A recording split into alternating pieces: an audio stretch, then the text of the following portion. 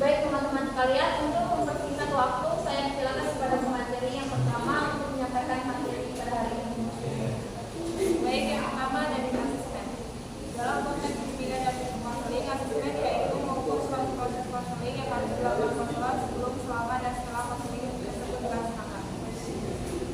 Need assessment adalah pekerjaan konselor yang pertama dan utama dalam membuat program BK, sehingga need assessment menjadi kunci utama dan pengembangan program BK selanjutnya. Dalam pelaksanaan suatu strategi, need assessment memegang peranan penting dalam pengimplementasian strategi selanjutnya. Selanjutnya ada peraturan dari observasi dan wawancara. Yang pertama, observasi. Secara umum, observasi merupakan cara atau metode menghimpun keterangan atau data yang dilakukan dengan mengadakan pengamatan dan pencatatan secara sistematis pada fenomena yang sedang dijadikan sasaran pengamatan. Langkah-langkah penyusunan pedoman observasi yaitu yang pertama, merumuskan dalam observasi, kedua membuat statement atau distribusi, yang ketiga menyusun pedoman observasi, yang keempat menyusun aspek-aspek yang akan diobservasi, yang kelima melakukan uji coba pedoman observasi, yang keenam revisi pedoman observasi, menunjuk melaksanakan observasi, dan yang terakhir mengolah dan menafsirkan hasil observasi. Selanjutnya ada wawancara.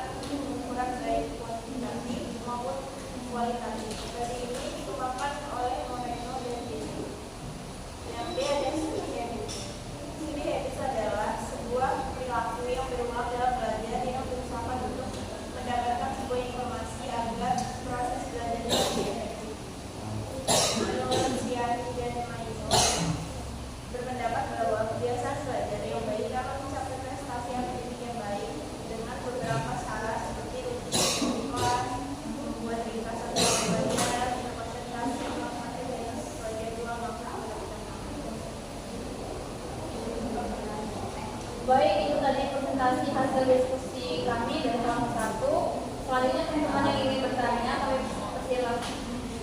Yang ingin bertanya, menyanggah atau menambahkan, kami persilakan komen di video bawah ini. Di komentar video bawah ini. Sebelum kita tutup, izinkan saya membaca kesimpulan. Kesimpulannya yaitu net assessment atau asesmen kebutuhan memainkan peran penting dalam merancang program minat dan konseling. Proses ini melibatkan pengukuran seberapa jauh kemampuan atau kompetensi yang dimiliki oleh konseling dapat memecahkan masalah serta merupakan langkah krusial sebelum menetapkan tujuan dalam proses konseling. Teknik observasi, wawancara, dan penggunaan instrumen seperti IKMR, DJR, AUS, dan asesmen tersebut melalui langkah-langkah yang sistematis dan terarah, guru BK atau konselor dapat mengidentifikasi masalah, merumuskan program bimbingan dan konseling yang sesuai, serta memberikan layanan tepat untuk memenuhi kebutuhan peserta didik atau konseling. Sekian yang dapat saya dan teman saya sampaikan. Terima kasih atas kesempatan serta perhatiannya. Kami dari kelompok 1 kami undur diri dan meminta maaf bila ada kesalahan.